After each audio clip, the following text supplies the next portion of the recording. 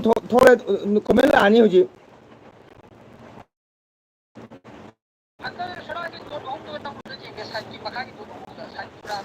ꯑꯁꯤ dot ꯑꯍꯨꯝꯁꯤꯔꯣ only ꯑꯁꯤ ꯑꯣꯞꯁꯟꯗꯣ ꯁꯤꯌꯥꯔꯇꯅꯤ ꯊꯣꯛꯂꯛꯏꯁꯦ ꯑꯥ ꯇꯥꯜ ꯑꯍꯨꯝꯁꯤꯔꯣ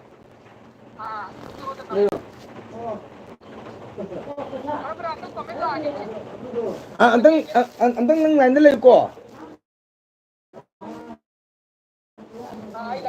ꯑꯝꯇ ꯂꯥꯏꯟꯗ ꯂꯩꯌꯨ ꯉꯥꯏꯈꯣ ꯑꯝꯇ ꯄꯤꯔꯣ ꯅꯪ ꯃꯣꯕꯥꯏꯜ ꯑꯝꯇ ꯄꯤꯔꯣ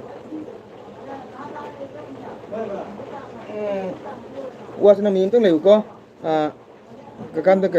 ꯑꯪꯀꯜ ꯀꯩꯅꯣꯝ ꯇꯧꯒꯦ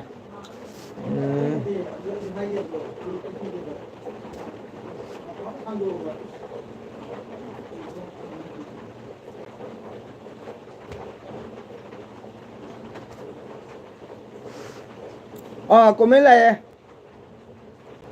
ꯂꯥꯛꯑꯦ ꯍꯧꯖꯤꯛ ꯂꯥꯛꯑꯦ ꯌꯥꯔꯦ ꯌꯥꯔꯦ ꯑꯁꯤꯒ ꯖꯤꯅꯤ ꯁꯤꯡꯍ ꯔꯦꯕꯤꯀꯥ ꯁꯤꯡꯍ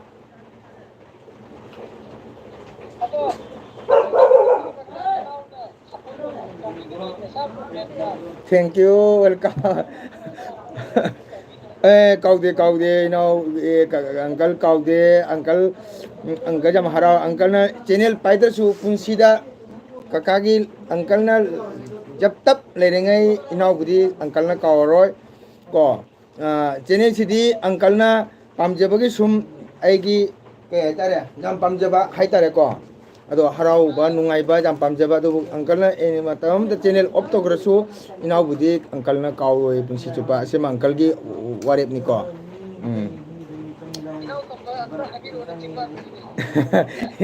ꯅꯨꯡꯁꯤꯕ ꯏꯌꯥꯝꯕꯒꯤ ꯅꯨꯡꯁꯤꯕ ꯏꯅꯥꯎ ꯑꯪꯀꯜꯅ ꯄꯨꯟꯁꯤ ꯆꯨꯞꯄꯗ ꯂꯩꯔꯤ ꯃꯈꯩ ꯖꯥꯕꯠ ꯇꯥꯕꯠ ꯑꯪꯀꯜꯅ ꯏꯁꯩ ꯅꯥꯝ ꯁꯣꯟꯕ ꯍꯦꯛ ꯉꯝꯗ꯭ꯔꯤꯕ ꯑꯍꯜ ꯑꯣꯏꯔꯐꯥꯎ ꯏꯅꯥꯎꯕꯨ ꯀꯥꯎꯕ ꯉꯝꯃꯣꯏ ꯑꯪꯀꯜꯅ ꯑꯁꯤ ꯑꯪꯀꯜꯒꯤ ꯆꯦꯂꯦꯟꯖꯅꯤ ꯑꯪꯀꯜꯅ ꯆꯦꯅꯦꯜ ꯄꯥꯏꯔꯁꯨ ꯄꯥꯏꯗ꯭ꯔꯕꯁꯨ ꯏꯅꯥꯎꯕꯨꯗꯤ ꯀꯩꯗꯧꯅꯤ ꯀꯥꯎ ꯉꯝꯃꯣꯏ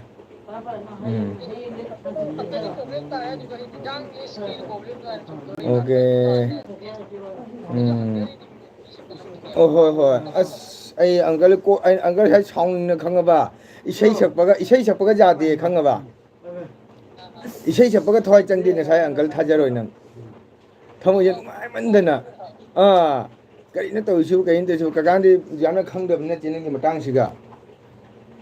ꯉꯁꯥꯏꯁꯨ ꯄꯨꯡ ꯇꯔꯥꯒꯤꯗꯣ ꯄꯨꯡꯈꯥꯏ ꯐꯥꯗꯦ 4,400 ꯁꯝꯊꯤꯡ ꯂꯥꯛꯏꯅꯤ ꯚ꯭ꯌꯨꯁꯦ ꯍꯧꯖꯤꯛꯁꯨ ꯉꯥꯛꯇꯪ ꯃꯥꯡꯗ ꯑꯁꯤ ꯑꯩꯈꯣꯏꯗ ꯅꯦꯠ ꯅꯨꯡꯉꯥꯏꯇꯦ ꯑꯩꯈꯣꯏ ꯑꯦꯒꯥꯋꯥꯏꯗ ꯅꯨꯃꯤꯠꯀꯤ ꯏꯁꯩ ꯇꯝꯕꯤꯕ ꯂꯥꯛꯑꯦꯕꯀꯣ ꯑꯗꯨ ꯏꯁꯩ ꯑꯔꯥꯏꯕ ꯂꯣꯏꯔꯒ ꯉꯥꯏꯍꯥꯛ ꯊꯥꯕ ꯑꯩꯅ ꯅꯦꯠ ꯅꯨꯡꯉꯥꯏꯕꯗꯨꯒ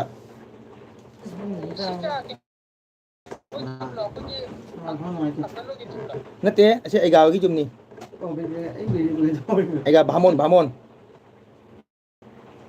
ꯇꯥꯕ꯭ꯔꯣ ꯌꯥꯝ ꯅꯨꯡꯉꯥꯏꯌꯦ ꯑꯗꯨꯅ ꯑꯪꯀꯜꯅ ꯏꯁꯩ ꯑꯣꯏꯔꯥꯏꯕ ꯂꯣꯏꯔꯒꯀꯣ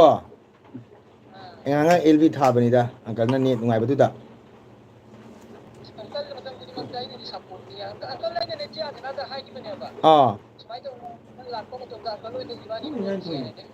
ꯑꯟꯖꯅꯥ ꯃꯣꯏꯔꯥꯡꯗꯣ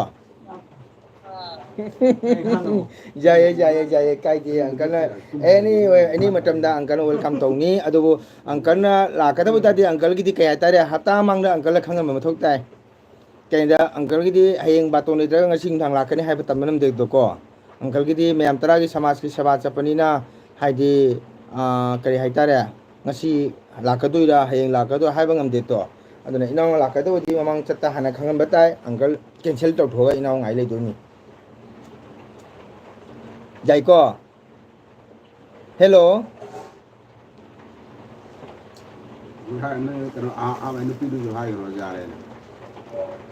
ꯍꯦꯜꯂꯣ ꯊꯝꯈ꯭ꯔꯦ ꯑꯁꯤꯅꯤ ꯃꯣꯏꯅ ꯉꯁꯥꯏ ꯁꯤꯅꯤꯌꯔ ꯑꯣꯏꯔꯕꯅꯤꯅꯦ ꯀꯩꯅꯣꯁꯤ ꯇꯛ ꯆꯪꯉꯦꯕ ꯊꯦꯡꯀ꯭ꯌꯨ ꯏꯇꯩꯃ ꯂꯥꯏꯛ ꯇꯧꯕꯤꯗꯕꯗ ꯏꯅꯥꯎ ꯅꯨꯡꯁꯤꯔꯕ ꯑꯩꯒꯤ ꯏꯅꯥꯎ ꯈꯝꯕ ꯀꯣ ꯃꯥꯅ ꯁꯞꯄꯣꯔꯠ ꯇꯧꯕꯤꯗꯅ ꯃꯥꯅ ꯍꯧꯖꯤꯛ ꯀꯣꯜ ꯇꯧꯔꯒ ꯃꯥꯅ ꯁꯦꯝꯕꯤꯔꯦ ꯀꯣꯃꯦꯟꯁꯦ ꯑꯩꯅ ꯈꯪꯗꯅ ꯇꯧꯕꯅꯤ ꯃꯥꯅ ꯆꯪꯉꯒ ꯃꯥꯅ ꯂꯣꯏꯅ ꯁꯣꯜꯕ ꯇꯧꯕꯤꯔꯛꯑꯦ hello. Ho. À. À.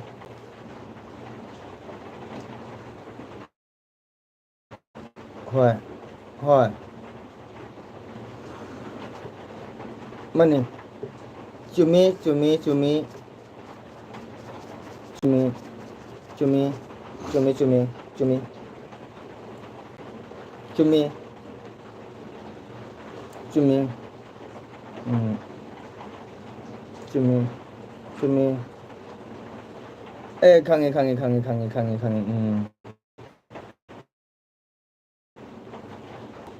ꯍꯣꯏ ꯍꯣꯏ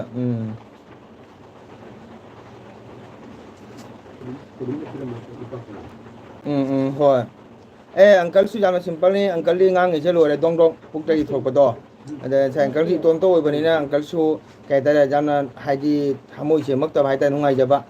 ꯑꯗꯨꯅꯤ ꯑꯩ ꯉꯁꯤꯒꯤ ꯑꯩ ꯑꯦꯜꯕꯤꯁꯁꯦ ꯏꯆꯤꯟ ꯏꯅꯥꯎ ꯃꯌꯥꯝ ꯑꯩ ꯏꯅꯥꯎ ꯈꯝꯕ ꯂꯥꯏꯟꯗ ꯂꯩꯔꯤ ꯑꯩ ꯉꯁꯥꯏ ꯄꯨꯡ 10 ꯑꯦꯜꯕꯤ ꯊꯥꯕꯗ ꯑꯩ ꯊꯃꯣꯏꯁꯦ ꯅꯨꯡꯉꯥꯏꯃꯟꯗꯅ ꯏꯁꯩ ꯁꯛꯄ ꯊꯃꯣꯏ ꯆꯪꯈꯤꯗ꯭ꯔꯦ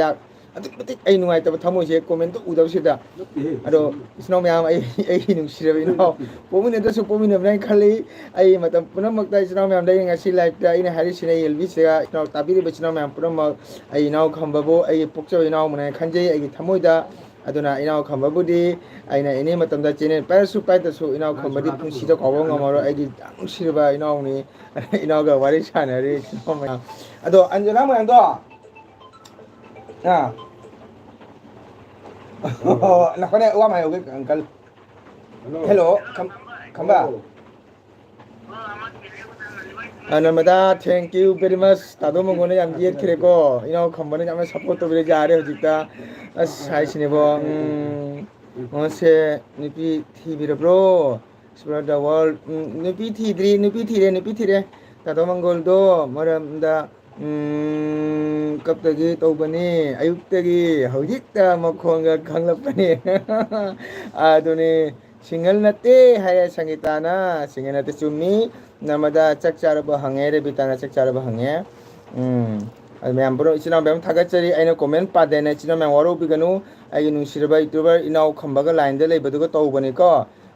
ꯑꯗꯨꯅꯤ ꯃꯥꯅ ꯂꯣꯏꯅ ꯀꯅꯦꯛ ꯇꯧꯕꯤꯔꯦ ꯑꯩꯒꯤ ꯌꯥꯎꯗ ꯄꯨꯝꯅꯃꯛꯇꯣ ꯏꯆꯤꯜ ꯏꯅꯥꯎ ꯃꯌꯥꯝ ꯁꯞꯄꯣꯔꯠ ꯇꯧꯕꯤꯌꯨ ꯃꯪꯒꯣꯜ ꯅꯠꯇꯕꯨ ꯏꯆꯤꯜ ꯏꯅꯥꯎ ꯃꯌꯥꯝ ꯄꯨꯝꯅꯃꯛꯁꯨ ꯃꯪꯒꯣꯜ ꯁꯞꯄꯣꯔꯠ ꯇꯧꯖꯒꯦ ꯃꯌꯥꯝ ꯏꯆꯤꯜ ꯏꯅꯥꯎ ꯋꯥꯔꯧꯕ ꯌꯥꯗꯦ ꯀꯣꯃꯦꯟ ꯄꯥꯗꯦ ꯑꯗꯨꯅ ꯍꯦꯜꯂꯣ ꯍꯦꯜꯂꯣ ꯍꯦꯜꯂꯣ ꯑꯥꯎ ꯉꯥꯏꯈꯣꯅꯦ ꯋꯥ ꯑꯝꯇ ꯍꯥꯏꯍꯧꯒꯦꯅꯦ ꯑꯩ ꯑꯟꯖꯅꯥ ꯃꯌꯥꯝ ꯏꯀꯥꯏꯌꯦ ꯃꯣꯏꯒ ꯂꯥꯛꯑꯗꯤ ꯑꯪꯀꯜꯒꯤ ꯌꯨꯝꯕꯥꯜꯁꯤꯒ ꯁꯦꯡꯕꯅꯤꯀꯣ ꯑꯣꯀꯦ ꯂꯥꯛꯀꯦ ꯍꯥꯏꯖꯟꯈ꯭ꯔꯦ ꯑꯗꯨꯗꯤ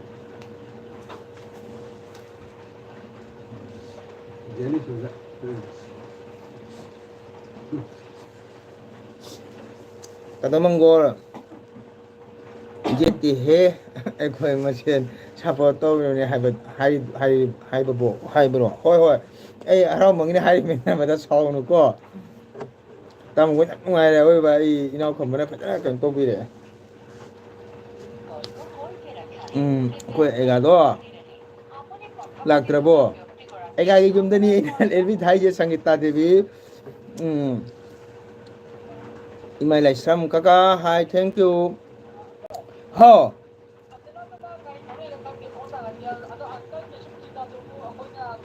ꯍꯣꯏ ꯊꯦꯡꯀ꯭ꯌꯨ ꯍꯣꯏ ꯍꯣꯏ ꯑꯣ ꯃꯥꯏ ꯒꯣꯠ ꯍꯥꯏꯌꯨ ꯑꯌꯥꯝꯕꯅ ꯀꯩꯒꯨꯝꯕ ꯑꯪꯀꯜꯅ ꯀꯔꯤꯒꯨꯝꯕ ꯑꯈꯪꯕ ꯂꯩꯔꯝꯕ ꯇꯥꯔꯒꯗꯤ ꯏꯅꯥꯎꯕꯨ ꯁꯣꯏꯗꯅ ꯀꯩꯗꯧꯕꯒꯤ ꯀꯩꯅꯣ ꯇꯧꯔꯣꯏꯗꯣꯏꯅꯣ ꯏꯅꯥꯎꯗ ꯏꯌꯥꯝꯕ ꯑꯂꯩꯕ ꯑꯝꯇ ꯑꯣꯏꯔꯝꯕ ꯇꯥꯔꯒꯗꯤ ꯏꯅꯥꯎꯒꯤꯗꯃꯛꯇ ꯏꯌꯥꯝꯕꯅ ꯀꯠꯊꯣꯛꯀꯅꯤ ꯑꯪꯀꯜꯅ ꯀꯣ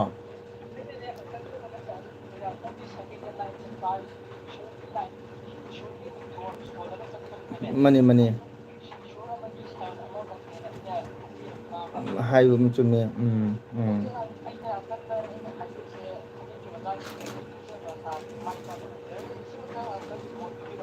ꯑꯣ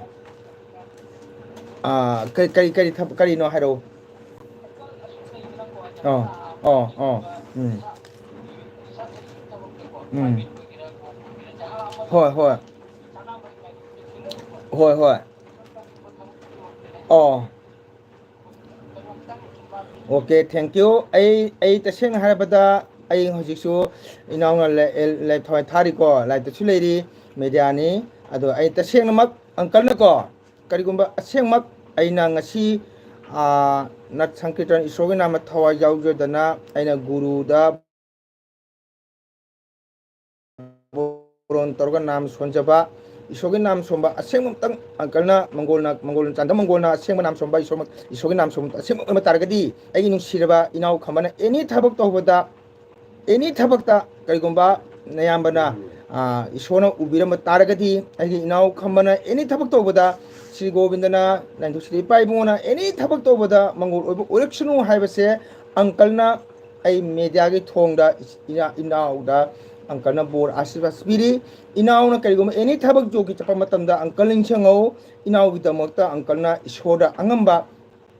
ꯀꯔꯤꯒꯨꯝꯕ ꯂꯨꯄꯥ ꯑꯃꯇꯪ ꯑꯣꯏꯔꯁꯨ ꯏꯅꯥꯎꯒꯤꯗꯃꯛꯇ ꯑꯪꯀꯜꯅ ꯏꯁꯣꯔ ꯃꯐꯝꯗ ꯊꯧꯅꯤꯖꯒꯅꯤ ꯍꯥꯏꯕꯁꯦ ꯑꯪꯀꯜꯒꯤ ꯋꯥꯔꯦꯞꯅꯤ ꯑꯪꯀꯜꯅ ꯍꯥꯏꯔꯤꯁꯤꯁꯨ ꯆꯨꯝꯅ ꯍꯥꯏꯕꯅꯤ ꯊꯃꯣꯏꯗꯒꯤ ꯍꯥꯏꯔꯛꯄꯅꯤꯀꯣ ꯃꯤꯗꯤꯌꯥꯗꯅꯤ ꯑꯩꯅ ꯍꯥꯏꯔꯤꯁꯦ ꯑꯗꯣ ꯑꯦꯅꯤꯋꯦ ꯑꯩ ꯂꯩꯔꯤꯕ ꯉꯁꯤ ꯑꯩꯕꯨ ꯅꯨꯡꯁꯤꯕꯤꯗꯅ ꯑꯩꯒꯤ ꯌꯨꯇ꯭ꯌꯨꯕꯔꯁꯤꯡ ꯆꯪꯕꯤꯔꯛꯏꯕ ꯅꯨꯡꯁꯤꯔꯕ ꯏꯆꯦ ꯏꯆꯟ ꯏꯅꯥꯎ ꯑꯣꯖꯥꯁꯤꯡ ꯃꯌꯥꯝꯅꯁꯨ ꯑꯩꯅ ꯍꯥꯏꯖꯔꯤ ꯑꯩꯒꯤ ꯏꯅꯥꯎ ꯈꯝꯕ ꯅꯨꯡꯁꯤꯔꯕ ꯑꯩꯒꯤ ꯏꯅꯥꯎꯁꯦ ꯑꯉꯥꯡ ꯑꯣꯏꯔꯤꯕ ꯏꯅꯥꯎꯅꯤ ꯏꯅꯥꯎꯁꯤꯅ ꯀꯔꯤꯒꯨꯝꯕ ꯌꯨꯇ꯭ꯌꯨꯕꯔ ꯑꯣꯏꯒꯦꯔꯥ ꯑꯣꯏꯔꯣꯏꯔꯥ ꯄꯥꯏꯒꯦꯔꯥ ꯄꯥꯏꯔꯣꯏ ꯑꯦꯅꯤ ꯏꯅꯥꯎ ꯈꯝꯕꯅ ꯀꯔꯤꯒꯨꯝꯕ ꯊꯕꯛ ꯑꯃ ꯇꯧꯖꯔꯨꯕ ꯃꯇꯝꯗ ꯏꯆꯤꯟ ꯏꯅꯥꯎ ꯃꯌꯥꯝ ꯄꯨꯝꯅꯃꯛ ꯕꯣꯔ ꯄꯤꯕꯤꯌꯨ ꯍꯥꯏꯕꯁꯦ ꯃꯪꯒꯜ ꯅꯠꯇꯅꯁꯨ ꯑꯩꯅ ꯏꯁꯩ ꯁꯛꯄ ꯅꯠ ꯁꯪꯀꯤꯔꯇꯟꯒꯤ ꯏꯁꯩ ꯁꯛꯄ ꯑꯃ ꯑꯣꯏꯅ ꯏꯆꯤꯟ ꯏꯅꯥꯎ ꯃꯌꯥꯝ ꯃꯐꯝꯗ ꯑꯩꯅꯁꯨ ꯅꯣꯡꯂꯨꯛꯅ ꯅꯤꯡꯁꯤꯡꯖꯔꯤ ꯑꯗꯨꯒ ꯑꯩꯅ ꯉꯁꯤ ꯏꯅꯥꯎ ꯈꯝꯕꯅ ꯇꯧꯔꯨꯕ ꯊꯕꯛꯇ ꯁ꯭ꯔꯤ ꯒꯣꯕꯤꯟꯗꯅ ꯑꯃꯁꯨ ꯖꯒꯠꯄꯨ ꯁꯦꯝꯕꯤꯔꯤꯕ ꯃꯄꯨ ꯁꯤꯗ ꯃꯄꯨꯅ ꯏꯅꯥꯎꯕꯨ ꯃꯪꯒꯣꯜ ꯑꯣꯏꯍꯜꯂꯨ ꯍꯥꯏꯕꯁꯦ ꯑꯪꯀꯜꯅ ꯃꯦꯗꯤꯌꯥꯒꯤ ꯊꯣꯡꯗ ꯏꯅꯥꯎꯕꯨ ꯑꯥꯁꯤꯁ ꯃꯪꯒꯣꯜ ꯄꯤꯔꯤꯀꯣ ꯀꯔꯤꯒꯨꯝꯕ ꯇꯁꯦꯡꯕ ꯅꯌꯥꯝꯕ ꯑꯪꯀꯜꯅ ꯅꯥꯝ ꯁꯣꯝꯕ ꯑꯃꯇꯪ ꯑꯣꯏꯔꯝꯕ ꯇꯥꯔꯒꯗꯤ ꯃꯁꯤ ꯑꯪꯀꯜꯅ ꯏꯅꯥꯎꯕꯨ ꯕꯣꯔ ꯑꯥꯁꯤꯁ ꯃꯪꯒꯣꯜ ꯄꯤꯔꯤ ꯃꯇꯝ ꯄꯨꯝꯅ ꯃꯪꯒꯣꯜ ꯑꯣꯏꯌꯨ ꯃꯇꯝ ꯄꯨꯝꯕꯗ ꯏꯃꯥ ꯕꯕꯥꯕꯨ ꯀꯥꯎꯒꯅꯨ ꯏꯃꯥ ꯕꯕꯥꯅꯕꯨ ꯅꯨꯡꯁꯤꯕꯤꯔꯕ ꯏꯃꯥ ꯕꯕꯥꯅꯕꯨ ꯊꯃꯣꯏ ꯄꯦꯜꯂꯕ ꯏꯅꯥꯎꯅ ꯇꯧꯔꯨ ꯊꯕꯛꯇ ꯃꯪꯒꯣꯜ ꯑꯣꯏꯒꯅꯤ ꯍꯥꯏꯕꯁꯦ ꯑꯪꯀꯜꯅ ꯏꯅꯥꯎ ꯃꯐꯝꯗ ꯍꯥꯏꯔꯤꯁꯤꯅꯤ ꯎꯝ ꯎꯝ ꯎꯝ ꯎꯝ ꯍꯣꯏ ꯎꯝ ꯎꯝ ꯍꯣꯏ ꯍꯣꯏ ꯍꯣꯏ ꯎꯝ ꯎꯝ ꯎꯝ ꯑꯣꯀꯦ ꯍꯣꯏ okay welcome welcome okay okay ꯃꯇꯝ ꯂꯩꯕꯗ ꯃꯥꯏ ꯄꯥꯛꯄ ꯑꯣꯏꯌꯨ ꯑꯪꯀꯜꯅ ꯆꯦꯅꯦꯜ ꯄꯥꯏꯕꯗꯤ ꯀꯩꯁꯨ ꯈꯪꯖꯄꯣꯟꯇꯦ ꯑꯪꯀꯜꯅ ꯄꯥꯝꯖꯕꯒꯤ ꯍꯌꯦꯡ ꯑꯪꯀꯜꯅ ꯀꯩꯒꯨꯝꯕ ꯃꯤꯑꯣꯏꯕ ꯍꯥꯏꯕꯁꯤꯗꯤ ꯅꯣꯡꯃꯇ ꯅꯣꯡꯃ ꯁꯤꯒꯗꯧꯅꯤꯀꯣ ꯑꯗꯨꯕꯨ ꯑꯪꯀꯜꯅ ꯀꯩꯒꯨꯝꯕ ꯃꯄꯨꯒꯤ ꯈꯨꯌꯥ ꯇꯥꯡꯈꯤꯕ ꯇꯥꯔꯒꯁꯨ ꯍꯧꯔꯤꯕ ꯑꯩꯒꯤ ꯏꯆꯥꯁꯤꯡ ꯏꯁꯨꯁꯤꯡꯅ ꯈꯪꯍꯧꯅꯕ ꯑꯃꯅ ꯀꯔꯤꯅꯣ ꯍꯥꯏꯕꯗ ꯑꯪꯀꯜꯒꯤ ꯆꯦꯅꯦꯜꯗ ꯊꯝꯃꯤꯁꯤꯗꯤ ꯑꯩꯅ ꯈꯖꯤꯛ ꯈꯪꯖꯕꯗꯣ ꯑꯩꯅ ꯄꯥꯎꯖꯦꯜ ꯈꯔ ꯊꯝꯖꯕꯅꯤ ꯑꯈꯪꯕ ꯏꯁꯣꯔꯒꯤ ꯃꯔꯝꯗ ꯅꯤꯌꯣꯝ ꯅꯤꯇꯤꯒꯤ ꯃꯔꯝꯗ ꯑꯗꯨꯕꯨ ꯆꯦꯅꯦꯜꯁꯤꯒꯗꯤ ꯑꯁꯤꯒꯨꯝꯕꯒꯤ ꯊꯧꯒꯜ ꯌꯨꯝꯕꯥꯟꯒꯤ ꯃꯔꯝꯗ ꯃꯤꯑꯣꯏꯕꯅ ꯏꯃꯥ ꯏꯄꯥ ꯑꯣꯏꯕ ꯃꯐꯝꯗ ꯀꯔꯤ ꯅꯤꯌꯣꯝ ꯅꯤꯇꯤ ꯆꯠꯀꯅꯤ ꯌꯨꯝꯕꯥꯟ ꯑꯃꯗ ꯀꯔꯤ ꯆꯠꯀꯅꯤ ꯍꯥꯏꯕꯁꯦ ꯌꯥꯝꯅ ꯚ꯭ꯌꯨꯁ ꯋꯥꯠꯂꯤ ꯑꯗꯨ ꯚ꯭ꯌꯨꯁꯅ ꯑꯪꯀꯜꯒꯤ ꯏꯝꯄꯣꯔꯇꯦꯟ ꯅꯠꯇꯦ ꯑꯪꯀꯜꯅ ꯄꯥꯝꯖꯕꯁꯤꯗꯤ ꯍꯌꯦꯡ ꯇꯨꯡ ꯆꯠꯄꯥꯎꯗ ꯑꯪꯀꯜꯅ ꯀꯩꯒꯨꯝꯕ ꯃꯄꯨ ꯈꯨꯌꯥ ꯇꯥꯡꯈꯤꯕ ꯇꯥꯔꯒꯁꯨ ꯑꯪꯀꯜꯅ ꯈꯪꯖꯕ ꯈꯤꯇꯪ ꯑꯣꯖꯥ ꯒꯨꯔꯨꯁꯤꯡꯅ ꯇꯥꯛꯄꯤꯔꯕ ꯄꯥꯎꯖꯦꯜ ꯈꯤꯇꯪ ꯊꯝꯕꯤꯔꯝꯕꯁꯦ ꯃꯁꯤꯒꯤ ꯔꯦꯀꯣꯔꯠ ꯂꯩꯍꯧꯅꯕꯒꯤꯗꯃꯛꯇꯅꯤ ꯑꯪꯀꯜꯅ ꯍꯣꯠꯅꯖꯕꯁꯦ ꯑꯗꯨꯅ ꯑꯪꯀꯜꯅ ꯑꯃꯨꯛꯀꯁꯨ ꯍꯟꯅ ꯍꯥꯏꯔꯤ ꯑꯩꯒꯤ ꯏꯅꯥꯎ ꯈꯝꯕꯅ ꯀꯔꯤꯒꯨꯝꯕ ꯊꯕꯛ ꯇꯧꯖꯕ ꯃꯇꯝꯗ ꯁꯣꯏꯗꯅ ꯇꯥꯏꯕꯪ ꯁꯦꯝꯕꯤꯔꯤꯕ ꯃꯄꯨꯅ ꯏꯅꯥꯎ ꯈꯝꯕꯕꯨ ꯃꯪꯒꯣꯜ ꯑꯣꯏꯍꯟꯕꯤꯌꯨ ꯍꯥꯏꯕꯁꯦ ꯑꯪꯀꯜꯅ ꯃꯄꯨꯒꯤ ꯃꯐꯝꯗ ꯊꯧꯅꯤꯖꯔꯤ ꯏꯅꯥꯎꯒꯤꯗꯃꯛꯇ ꯀꯣ ꯊꯦꯡꯛ ꯌꯨ ꯑꯣꯀꯦ ꯋꯦꯜꯀꯝ ꯏꯅꯥꯎ ꯅꯨꯡꯁꯤꯕ ꯑꯣꯀꯦ ꯑꯣꯀꯦ ꯒꯨꯗ ꯅꯥꯏꯠ ꯏꯅꯥꯎ ꯃꯇꯝ ꯄꯨꯝꯅꯃꯛꯇ ꯑꯪꯀꯜꯅ ꯀꯥꯎꯔꯣꯏ good thank you thank you ꯏꯆꯤꯟ ꯏꯅꯥꯎ ꯃꯌꯥꯝ ꯋꯥꯔꯧꯕꯤꯕ ꯌꯥꯗꯦꯀꯣ ꯌꯥꯝ ꯋꯥꯔꯝꯃꯒꯅꯤ ꯏꯆꯤꯟ ꯏꯅꯥꯎ ꯃꯌꯥꯝ ꯀꯣꯃꯦꯟ ꯄꯥꯔꯛꯇꯦ ꯍꯥꯏꯗꯨꯅꯁꯨ ꯋꯥꯔꯧꯕꯤꯒꯅꯨ ꯑꯩꯒꯤ ꯅꯨꯡꯁꯤꯔꯕ ꯌꯨꯇ꯭ꯌꯨꯕꯔ ꯏꯅꯥꯎ ꯃꯌꯥꯝꯅ ꯈꯪꯕꯤꯔꯤꯕ ꯈꯝꯕ ꯑꯌꯦꯛꯄꯝ ꯃꯥꯅ ꯉꯁꯤ ꯑꯩꯒꯤ ꯌꯥꯝꯅ ꯆꯥꯎꯔꯕ ꯑꯩꯒꯤ ꯊꯕꯛ ꯑꯃ ꯄꯥꯡꯊꯣꯛꯄꯤꯕ ꯌꯥꯝꯅ ꯅꯨꯡꯉꯥꯏꯖꯩ ꯁꯨꯖꯤꯇꯥ ꯈꯥꯏꯗꯦꯝꯅ ꯆꯥꯎ ꯀꯅꯥ ꯍꯣꯏꯗꯅꯣ ꯌꯨꯝꯗꯔꯣ ꯅꯠꯇꯦ ꯑꯩꯈꯣꯏ ꯑꯩꯒꯥ ꯍꯣꯏꯗ ꯂꯥꯛꯄꯅꯤ ꯏꯁꯩ ꯑꯣꯏꯔꯥꯏꯕꯒꯤ अदो अखोगी ओजा लापिरम ओजा बुसु नमस्ते जय कृष्णा ओजा वारुक बेदे ओजा की कमेंट पाजद्रे इनाउ खंबा एकपम आई कमेंट ब्लॉक ओइखिदना ऑफ ओइखिबदगी आइगा मागा कनेक्ट तौना माना सेंबिरपदे एम कम रिटर्न एलबी थाजर कोन ओजा बु थागचरी ओजा की कमेंट इदे पारकते वारुक बिगनु आई नुसिरबा ई चैनल मदाना सु यामना सपोर्ट तौबिरम नाम वाजा हबिमारसु कोलदा रेबिता लोरे कोना चानी हवाई थोंगी आलू बजा ngaरी अमेपी वाओ नर्मदा तादो मंगोलदो आइगा मनिहार हरे कृष्ण भक्ति कटपदा AB जादबदुगा अंगांग ngangnabga thingnabani mobile sum yengbani wow thank you ai nusibe inaw khambana loina mateng tobirakpani rebita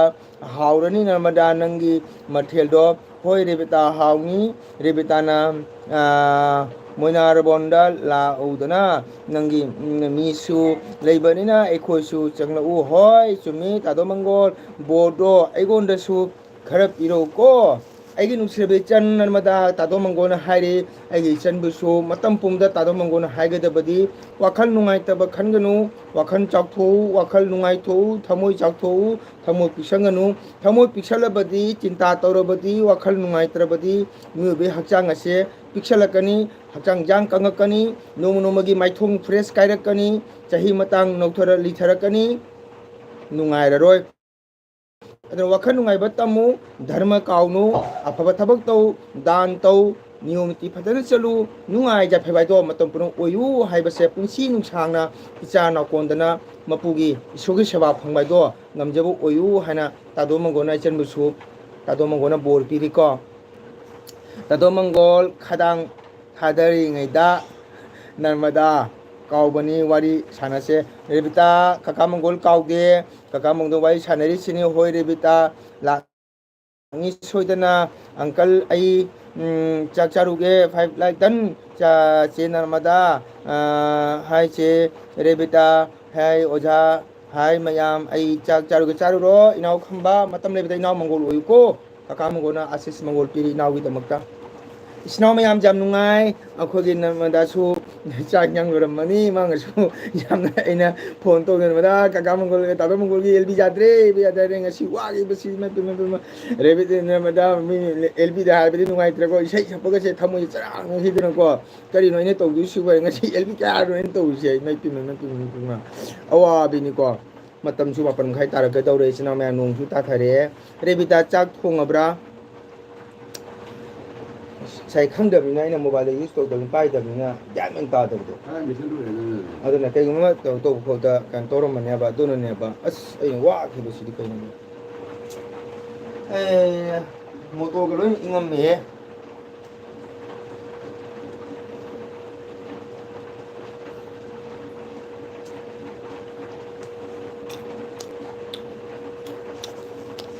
narmada तामंगोन Chak चादसु Pele ngasi were side तामंगोन पेले चक चादसु करिदो ओरमले ओजा ngakha dong isek ja hira Jinu दङो असुबा kitang kaila na boy ओजा कयु हने खम्बना सेबी गरे ओजा ai haro mangina kai pai je go re oja nungai mangina hajina mana sebi re oja charo inauna mating tawbirakpadi kaka mày tari hai jam nungai re rebita uncle na chinin parise uncle thapagam chili ko adubu uncle na ne nusirba chana chana ko yam uno base uncle jam nungai ya ba ko wow dumnang ai nau dumnang mangang lai kai mathel charage kaka chadri mangang kaka chadri kaka isai ngha oira yambani ko ai ga gi isai tinai adugadi ngahak ilbi thagen thai mi ko hoi kaka loire aduni kaka na ilbi thai se mine target dungaite kaka paisa gi lu chunate mayam kaka gi heng tung bhau da ko kaka gi memory ma le hono damak ta ko kaka na media da se ma thambani rebitanu isan sibi khambadi youtube ki doctor ni yes ola chumi ai now di doctor mbbs kanoni doctor professor ni mache high five ni mache all youtuber chinen gi doctor superintendent ni man ori se oja magi mateng de ni oja ine nungai jeri se mana ibu i support to bi se oja isna pro lo support to re ado inau khamba sina call to dana ma angkalu jam support to oja jam nung si ai gi inau khamba si ko jam nung si be inau ni oja mi oi bai ba si mi mana de ko ja ahal man hai nei khut masa manga mana de ai dana ado pu ai gi inau si di oja pura gentle ni ko oja jam nung si be inau ni tado ai su elbi tha de dona khang de hoi hoi ai su elbi thade duna khangge hoi re namda sangchang matamna khaga tausi ko luang khuman gurudi laktro hai kaka kari haige rebita kaka jam nungai re miu bai basidi oja ko oja basanta miu bai basidi oja pobadi nomati loina mapugi banaga chakadom ni oja aisu khamba jamna nungsi oja jam nungsi bainau ni adubo oja miu bai basidi pobadi nomuri chakadom ni oja adona isai da saithari tayung miu bai che khudum chena lakpani khubam tingna hangani mayagi sangai thadolmaga isagi asengma sangai chakani haibasi larikna sakhini oja adubo hayeng tungna hobada aigi nusit nanau kasu khangjedraba nanauna natta sankitan pamjaruba maramdagi ngasi myam nusibedagi oja ko hayeng aigi punsida memory mtang lehuna bidamakta nanauna matam kaijare haraga oja ko aina matamda khara aigi aina khangjaba haijaba kitang mayamda aina evidence tawjabani oja oja na nusibidana oja na thapa kaithokpiraga nanaubu support tawbibase oja bu su kaujaro aina chenen pa haiduna mayam support ki damakta nijaba suna chate kargera aina aibu nusibidana piriba sinau mayam se oja nanau mangolna jam nusijai oja aduni tado sumaina mayam punbase jam nungai natrane jam nungai namada tado mangona waruba kaya leraba su sei wana sauruga suko matang wari sanaga awana ba kauba adunida namada hayeng tungchatta memory mtang lehonu bane ko kana gumba sinau na mobile pairo matanda unta oh my god asidi kasagi akogi isei khaga samba kogi iyamba mangol duni kaina mayamna jengbibodo mayamna jengbiba mayamna bor pirapoduna ni narmada akhona mapugi phamda nungaina leirugodo siko mayamna sonhodo mayamna het madu mido phatti he madu mido jana phatam mini madu mido jana mau phatam haragadi ai phampham leiroibako mayamna sonarapodo maduna akhona hayeng chapam tar mapugi manakta nungaina leirugodo min narmada aduna afaba thabak tau dharma tau dan tau angamba leijabato ko puchen sengba bendhau lakta basi nungaite bendhau di khara chinbani rebita kakase kai jumnak ngo o kano mangang ai ase chandam ni ko chandam sagai ni inau busu neyamana jamungsi thank you ai ojabu haringai ten thagache ojabu khuramjari ojana chillaba matamda ojagi ko college da leina nanau chinen elbi tha matamda ojana changbirakpa nanau video yengbo damaktabu ojabu su nanau na matam lebida kaujede ojabu su nayektana punchi sang lebu oyu haidana nanau mangona ojabu su thungijari kena sina gugun igen cái ô cookie rồi nó sung ngang YouTube hay se aisu memory oina bagi tawrini pesa gi nate ko ta do chumi namda ai khangi namda ge thong ai khangi change chakcha da bakara kaka hai thank you mangang thank you thagachari naw busu matam le bida naik taba matam le ma papo oyo asini mi bai bisi khut masa manga mande ko chak chaba mi su lei chak chada mi su lei mi bai chamana bate akogi kay tare meitei ngai duna meitei chamana de ko bihari chamana de muslim na muslim chamana de naga chamana de mi bai se amana phataga loina chena bani ko mi prum di phata banate isinau mayam ado ko akhudi nga sibaw kana guma mi jati ma kana guma jati ma ko hulam su le jidi ko akhudi ngasi isogi nam sonjorbu kobunina mipum prang loi nungsi isinau mayam ko binya lana kamna khanja suno madu mapuno urangani isora bisa matani kaka se kai lam deino kaka kasar deini manga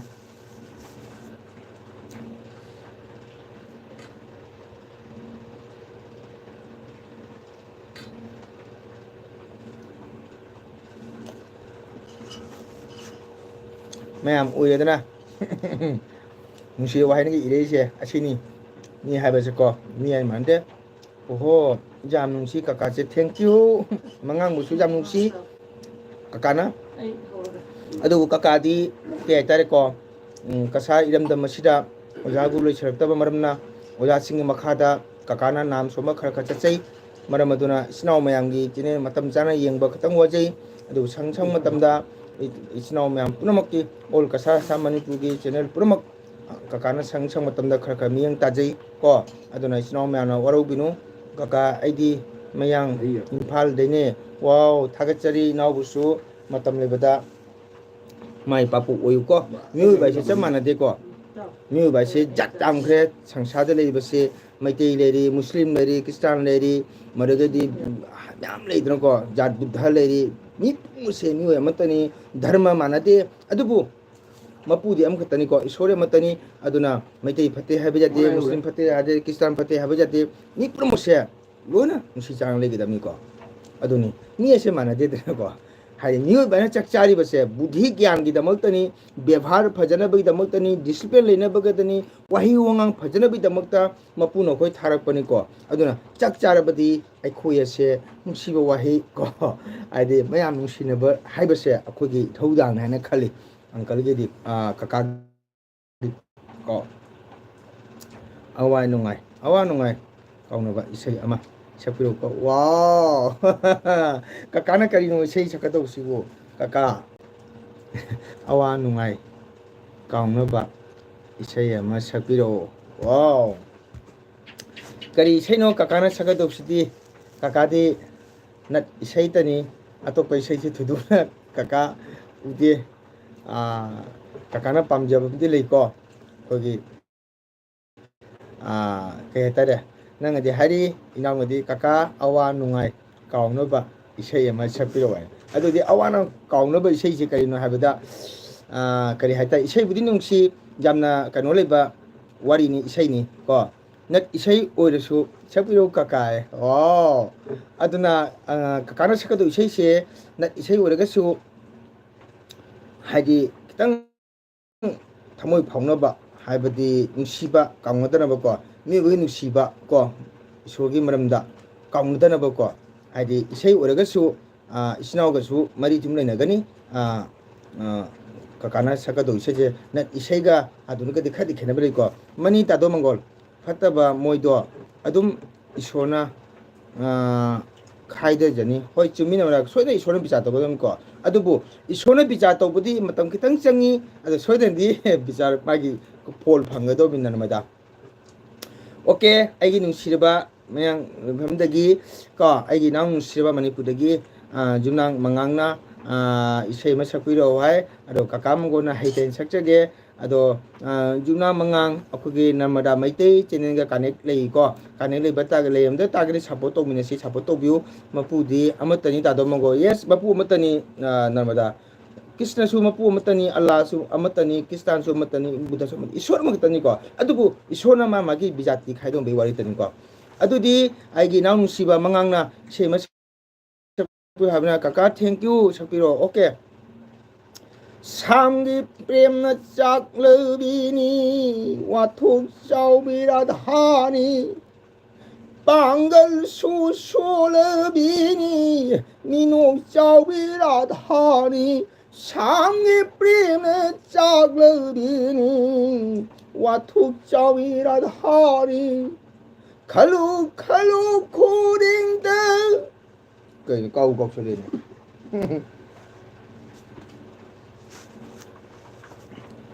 Thôi na hiền na changi nang Sangi preme chaglabini Wathuk chawiradhari 오르르 고양이 오드라가나 레감디아 깔리 크리스나기 프렘 전돈 굽나 아오이네 상기 프렘나 짜르이니 와톡샤비라 하니 오르르 고양이 오르르 고양이 오드라가나 레감디아 깔리 Krishna प्रेम चंदोन गुमना अहोई ने शाम के प्रेम चागलबीनी वाथुक चाविरा हानी Malayan humbachiay ingi hanangangadan Laibak hilina dhadari Paloy machag hilhuli Ururi koirangi Udra ganalingam diay Kali kali Krishna प्रेम चंदोन गुमना अहोई ने शाम के प्रेम चागलबीनी वाथुक चाविराधानी इनाउ नुसिबा मंगांग काका जम नाइ जब नतेको ओजा सिंगा सुम सकने सुम काव काव सकपनी नोंगना गनु काका थैंक यू सकपिरो थैंक यू भालो भालो वेलकम इसे इसे जाम नुसिए काका भालो भालो होय मपुगी मिंखै सोमबाय सिदि जाम नुंगाय बनिको असे थमोइदा पुसलगदि जामसी वाओ आई नुसिरबा इनाउ किसन लाए मयाम आई चंगजरगले वाओ वेलकम इनाउ किसन चकचारब्रा कैदौरी भालो भालो काका थैंक यू हाय काका दोनी लाइसम थैंक यू वेरी मच दोनी अहान बचंग पमाले थागचरी आगी चैनल चंगबिदमता दोनी लाइक तौबिरमु अदुगा आइना हाइजनिंग बदि सब्सक्राइब तौबिरमु को अदुगा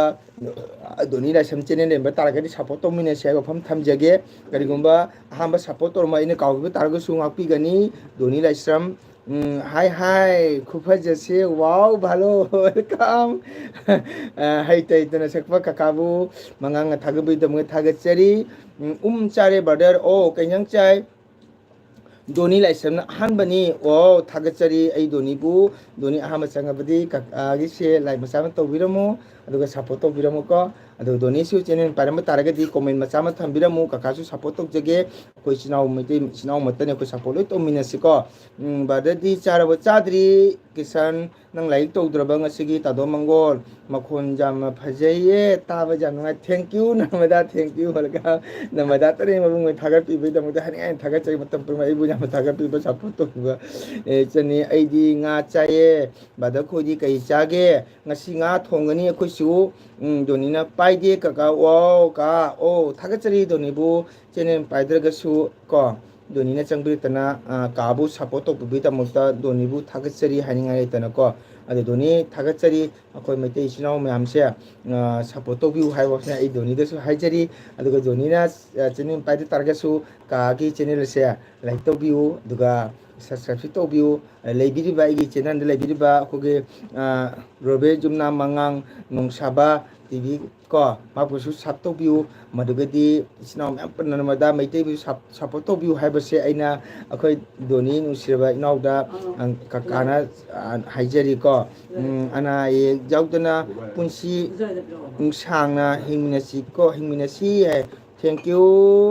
आइगी इनावबुसु नायकतना पुंसिम सांग लेबोयु को जामुंसी इसिनाव म्या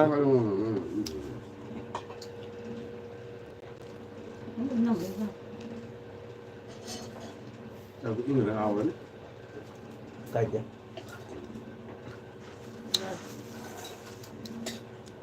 Kaka,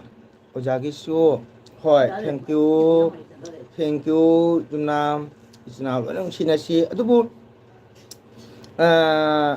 Junam, mga kakana wam dahani ko, kaya mag-isogi tawjandegi ko, Manipur ba irang anigi party se mapugi thojandegi animak santi una lera kanda ko ngoma kasalengo kaka soitana inaw myam welcome toge duga isinaw myanga laira jaraba kaka gi sangai de lakpirga kaka na ngamba khara isinaw myam chamina si thapina si isinaw myam khoi punsi ko junam ko aduna isinaw myam manipugi irang se animak maitai kuki animak ko mapuna thojam bidana animak santi una le matungda khoi manipurdagi kasalengo kakana ngamjeba khartang isinaw myam how how तबा चामिनसी सिनोम्याम मतम खरनी हिंगे सिगा हराउ नुगामिनसी को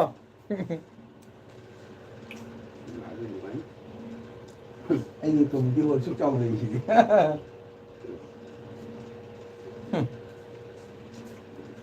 gặp tôi đứng này anh là xin tôi đây vậy phải phải tham đó các phụ nữ bên này xử lý này này vậy thâu tôi xuống đây 시간이 간 거야. 까까 오자기 까까 오자기 아이슈 호이 나 એકદમ તમને Oyo 아이슈 까까 아이슈 라게 까까 와우 라우 도니나 참 cây lam기나 딱 하비러도디 까까기 세 채널 니 LB 니 하이드나거 mayam aigi support to birum de kakar hai bende ko kagari lejata ke thamoi jam chauri dani ko haji chenen haidana ai support to birum de mayam da ithau pi bane te ko ai real ai thamoi de hai bani doni ai di ni ga man de ko aduna doni su kailam gino imphal gi oiga su kaim kai de no problem aduna sangom tam lau sinau mayam how to ba ko chamin kaim kai de thobal oh my god ai doni lai sam thank you very much thobal lagi ai chan doni na changbirpa kaka nam thagali ko adubu naik taba ko mapugi thogan dagi anigi kano se loraga ko sinau myam unasi kaim kai de lau kaim kai de kaka kaim khande kaka lai jetar su ko sinau myam khatik lai bido sing to su cha su kom to su chaminani thangminani ka su kai de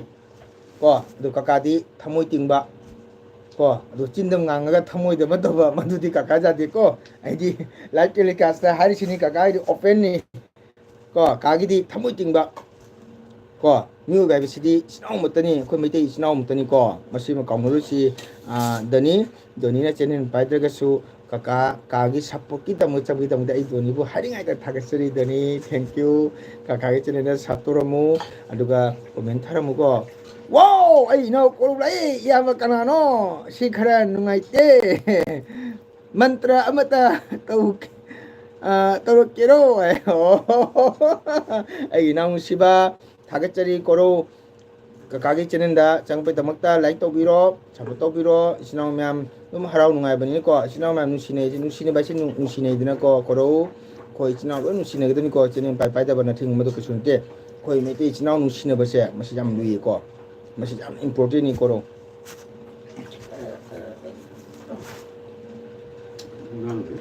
누가는 식통이 누시네 하우디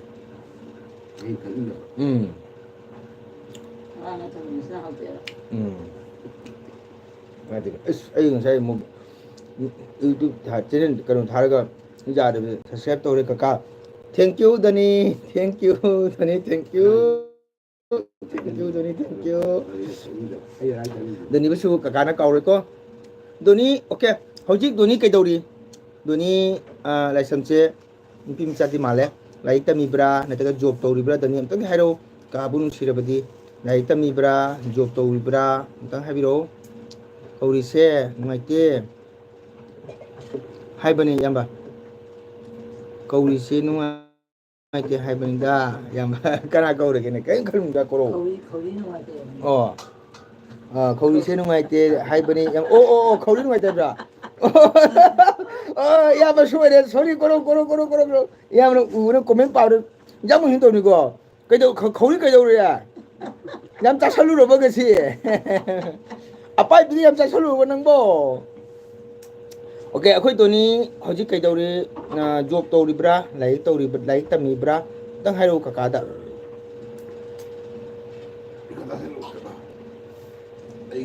Jam kita kata apa?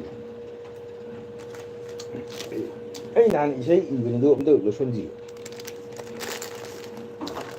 Kita dah apa yang pai sih kata Tammi wow doni lai phajan tamu ko matik chami mo ga tamni doni class ke karya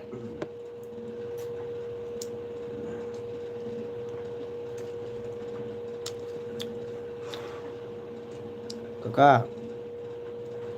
kopi tho wow thank you 아기 전더니 타가짜리 까까 커피 토에 thank you very much 까까 나타에 Doni class kaya kare amtang hairo kada. Doni laisram kakadam tang hairo class kaya kare. Laik tami haidi kakadam na harauri kakadam support tau ni ko. Doni na waro godi khangde. Laik tamadi maram mo matik chami mo na ba laik tam pesa sange. Ado matik chami mo ore ba taragati kau su harauni ma ba su harauni Manipur miyan no su sonani ko. Kana se hai su saubo jate sandoni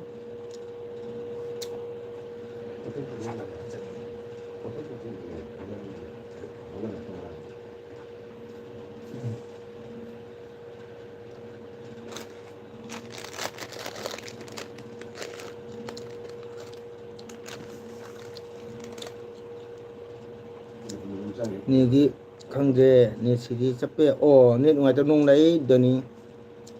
nigi khangde ni sidi chape ni kita ngai te ai gi ro khangde ka gi ni jaye ado khoi doni class kya tammi huji am ta hairo ka da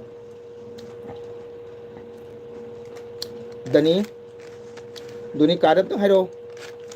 huji class kya tammi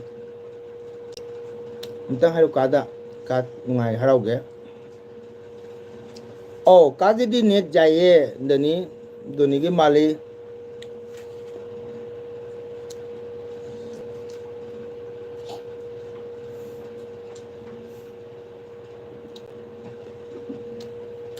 khamba khangina nang bon tap du na bro nang pai ngang do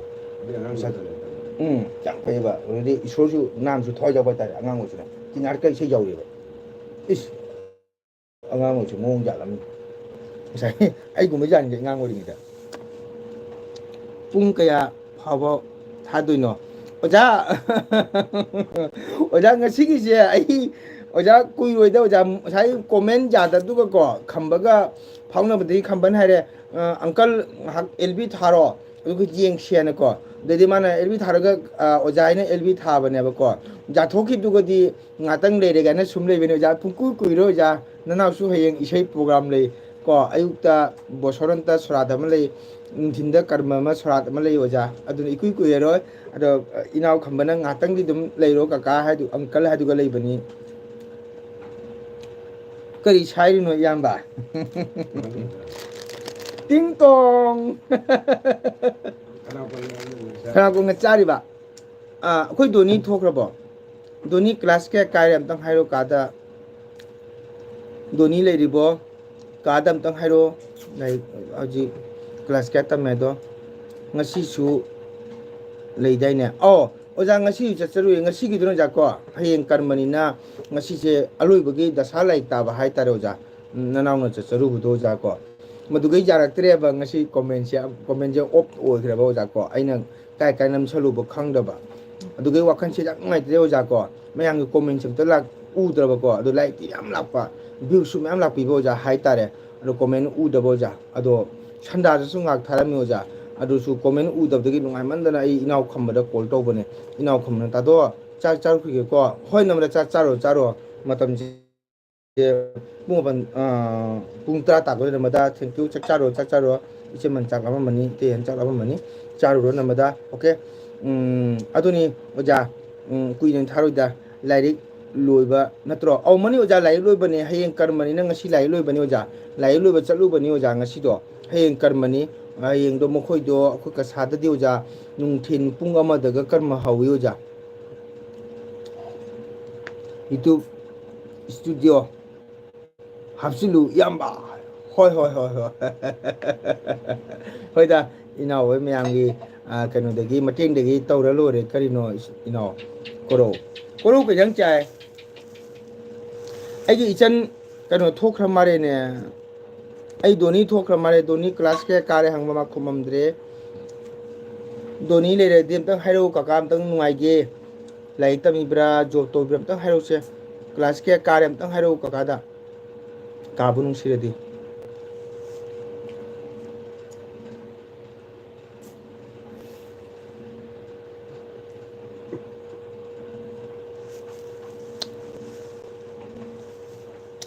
Ho inaw koro na kakada support to ri yamada no ri na matam phangdene koro nang khangduni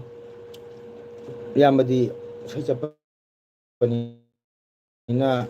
matam chi phangdia ba sini wari che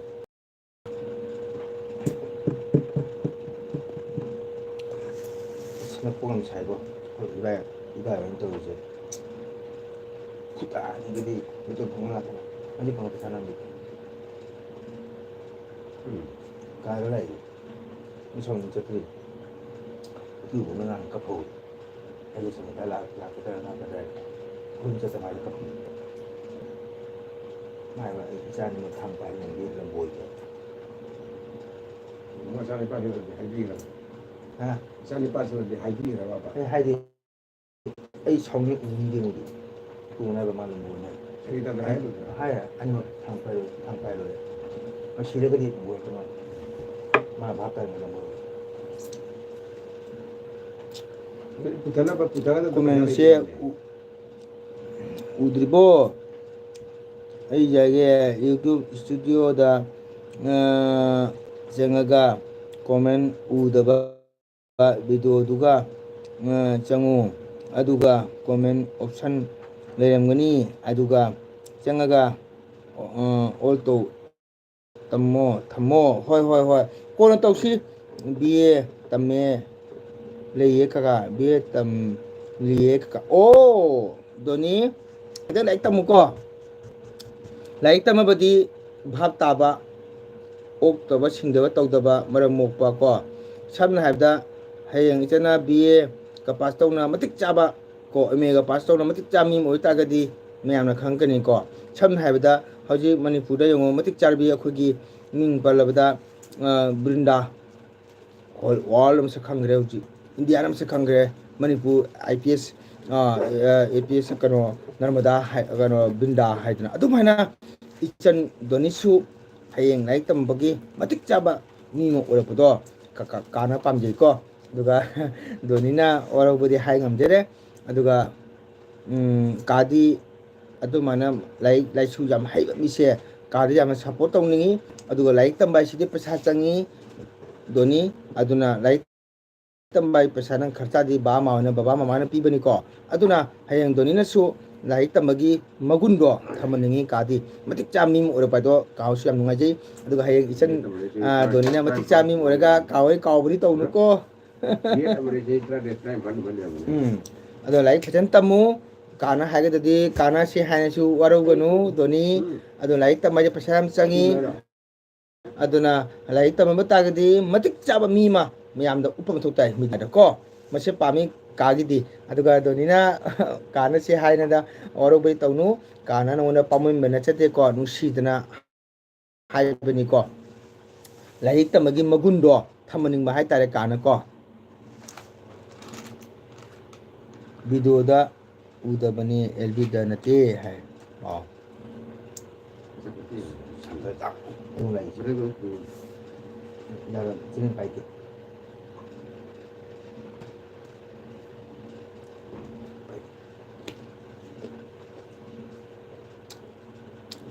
uye doni uye kana pari sidi nang biye tamni ye ka hai sidi ka hai sidi hayan tamu doni hayang matik chami mo ulo ko Manipur sana lai pakta kaw su tani na ko hayang doni na matik chami mo tagadi news ta tani pepada ugani kana nungai gani aduga hayang doni na matik chami mo raga kaw di kaw ba tawnu ko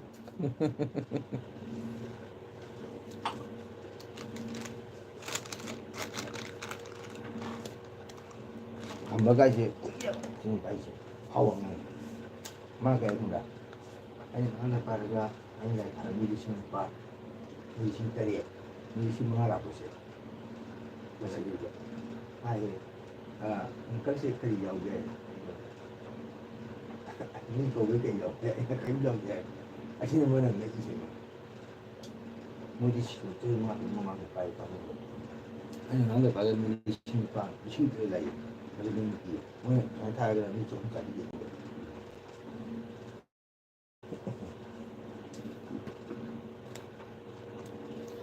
Doni cak cara bo.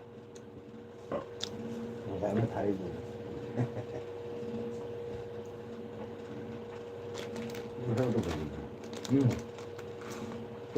years.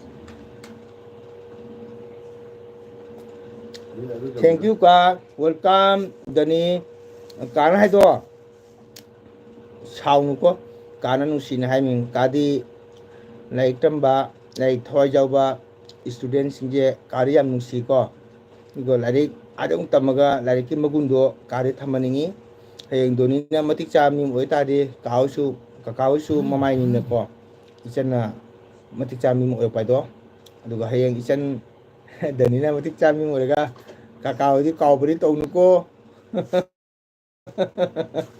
kakao di kau beri tau nu ko dani kasar Manipur kasunte ko ngasi chala ngasi thung bani aduga Manipur train phajana running ore matunda ka lakani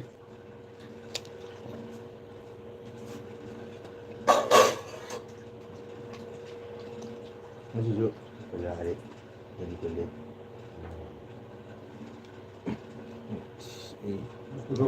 Putokan tapi putokan ngambil lagi di sini. Kamu yang sendiri ni. Thank you kaka welcome doni ado doni hayeng na kaka last one wam hage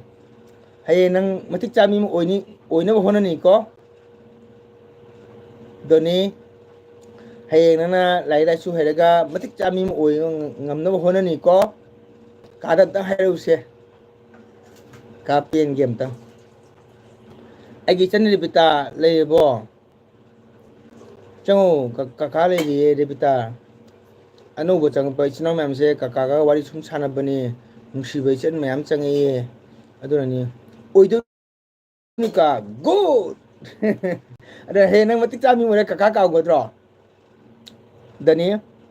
he nang matik chami mo ga kaka ka go dro kaka ka go dra hai ba anta hai ne ha hayang doni na matik chami mo ga kaka ka go dro kaka nungsi ga dro lun to go dro oido ni ka ado he nang matik chami mo ga kaka ka go dra hai ba he na ga ka ro ka good thank you welcome hayang ai doni na ga matik cha ba IPS ka ore di aina doni ra kaka kana ram se khang de ga di kaka lo re ko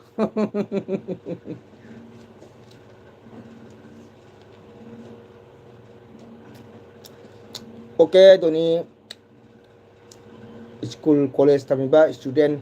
ko mobile jam ngau ganu mobile jam use to ganu larik phajan tamu doni hayang matik chami waraga matik chami oigadam ni aduga ka jiri da ai marak ta lai ka wow ji de mamak ta lai ka da phone to ji de di kasar jobuda kuin chang die lupa jangkhai ki bharata ni kala kani kaino ichen la babu kaino ka jiri da ai mamak ta lai ka o la di ka da phone to kaino ichen la babu ka ran kai du bu no du ka jiri di na e ka jiri da khu sagele jiri gi main point mayada hijam erabot muting bado maduga chandam kamal ni ko khu pandau ne mamang na first batuk ne doctor chandam kamal singai bani ko khu pandau ni ado ka chu jiri de sai sekpa mamang challe ado ichen la abadi ka da phone to ka soi la kani ko ka bu thajau ko dunia khangi ya oh ina mathang lakpadi kada phone toro hajikti ji de su irang khara dum kha ka toina ko aduna ka su ki nei sei chatte irang matung di ichana la pam tanda kada phone toro kaka sodan la kani ichan bo aduga kana hage da badi nai phan tam badi matik cha kami ono hono kaka na hage da ko adu mano na je ei kai thana ye irang changi mana oke hara heng kau itu ko irang lo kan la di kaka da foto kaka la kani isan unani kagi lai ba sangkai da isan ko ga chak chom chani adaga hayeng matik chami ora bodo kaka pen ge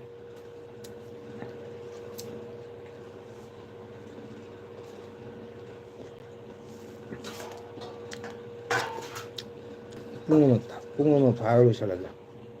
kenge pung ta ta ya ha ꯀꯩꯅꯣ ꯋꯥꯠꯂꯤ minute 3 ꯋꯥꯠꯂꯤ ꯉꯁꯥꯏ net ꯌꯥꯔꯝꯃꯗꯤꯅꯦ ꯉꯁꯥꯏ ꯂꯣꯏꯔꯗꯕꯅꯦꯕ ꯁꯣꯔꯤ comment ꯌꯥꯗꯕꯗꯣ like ꯊꯥꯔꯒ ꯌꯥꯗꯕꯗꯨꯒ ꯕꯦꯔꯥ ꯊꯥꯡꯈ꯭ꯔꯤꯅꯦꯕ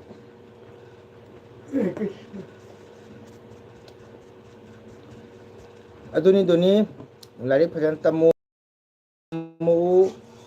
ꯗꯣꯅꯤꯒꯤ papa ꯃꯃꯥ ꯂꯩꯔꯤꯀꯣ ꯏꯂꯤꯁꯥ ꯊꯣꯡꯕ ꯆꯥꯅꯤ ꯑꯩꯗꯤ ꯀꯥꯏ ꯄꯤꯖꯅꯤ ꯀꯀꯥꯅ ꯏꯆꯟ ꯗꯣꯅꯤꯅꯕꯨ ꯊꯃꯣꯏ ꯇꯤꯡꯉꯕ ꯀꯥꯅꯦꯅ ꯊꯃꯣꯏ ꯇꯤꯡꯅ ꯅꯨꯡꯁꯤꯔꯕ ꯀꯥꯅ ꯄꯤꯖꯅꯤꯀꯣ ꯀꯥ ꯂꯩꯇ꯭ꯔꯁꯨꯅꯦ ꯑꯦꯅꯤ ꯍꯥꯎ ꯇꯧꯅ ꯏꯆꯟꯕꯨ ꯄꯤꯖꯅꯤ ꯑꯗꯨꯒ ꯃꯔꯝꯗꯤ ꯃꯣꯛꯄ ꯇꯥꯏ ꯚꯥꯞ ꯇꯥꯕ ꯃꯊꯧ ꯇꯥꯏ ꯑꯗꯨꯒ ꯉꯥꯎꯁꯟꯅꯕ ꯀꯀꯥ ꯄꯥꯝꯗꯦ ꯑꯗꯨꯒ ꯊꯃꯣꯏ ꯇꯤꯡꯕ ꯃꯊꯧ ꯇꯥꯏꯀꯣ ꯏꯆꯟꯅ ꯀꯀꯥꯕꯨ ꯊꯃꯣꯏ ꯇꯤꯡ ꯅꯨꯡꯁꯤꯔꯕꯗꯤ ꯀꯀꯥꯅ ꯂꯩꯇ꯭ꯔꯕꯁꯨ ꯏꯆꯟꯕꯨ ꯄꯤꯖꯅꯤꯀꯣ ꯑꯗꯨꯒ ꯖꯤꯗ ꯂꯥꯛꯄ ꯇꯥꯔꯗꯤ ꯀꯀꯥꯗ ꯍꯥꯏꯔꯛꯎ ꯀꯀꯥ ꯁꯣꯏꯗꯅ ꯏꯆꯟꯕꯨ ꯋꯦꯜ ꯇꯧꯅꯤ ꯃꯃꯥ ꯃꯥ ꯂꯩꯌꯦ ꯋꯥꯎ ꯏꯆꯤꯟ ꯏꯅꯥꯎ ꯀꯌꯥꯅꯣ ꯗꯣꯅꯤ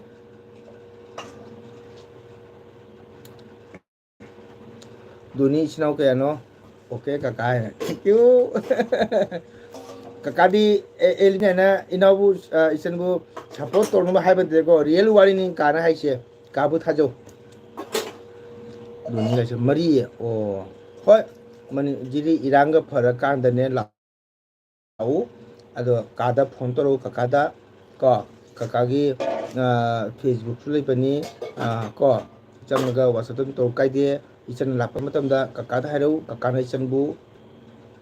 लेत्रबसु चचरा पिजनी अदुगा काना हाइददी लाइक तमबदी मतिक चाबा मीमा ओल मथम ताने को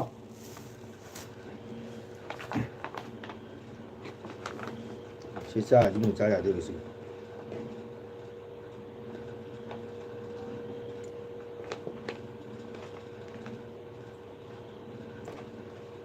Sudah nih jadi ini itu jemu aing. Menjadikan belum bisa macam apa. Ceritanya bisa. Karena hai itu. Kami itu.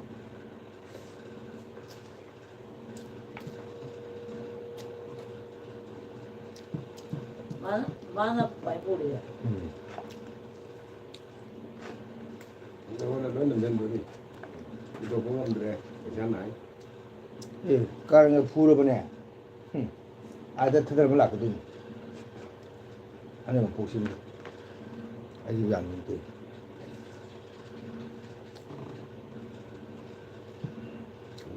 Kita saya suatu ada lagi. Cái này. Dari cek cara bo. Tama mấy người. Mà một cái này. Thì nó mới tahan dia. Tahan lagi kalau terlihat dia bukan dia. Lai thai bên ngoài chứ. Ấy cứ ngài chứ những tàn cái rồi mình. Nhưng mà một cái này. Cứ sẽ con ai đây thôi nè. Cháu, sao gì hồ vậy?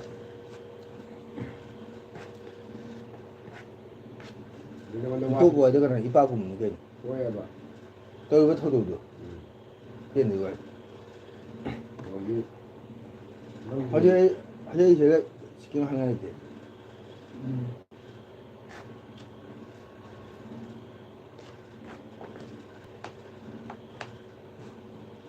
잘할까? 오케이 도니 탱에 도니 바이 오르시 năng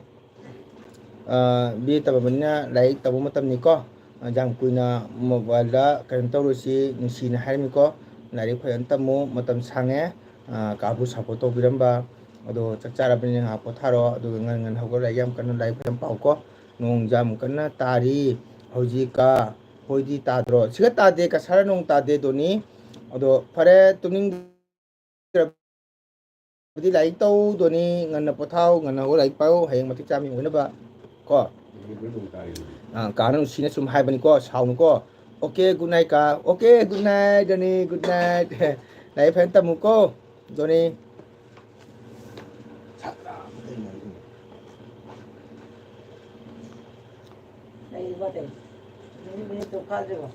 하지.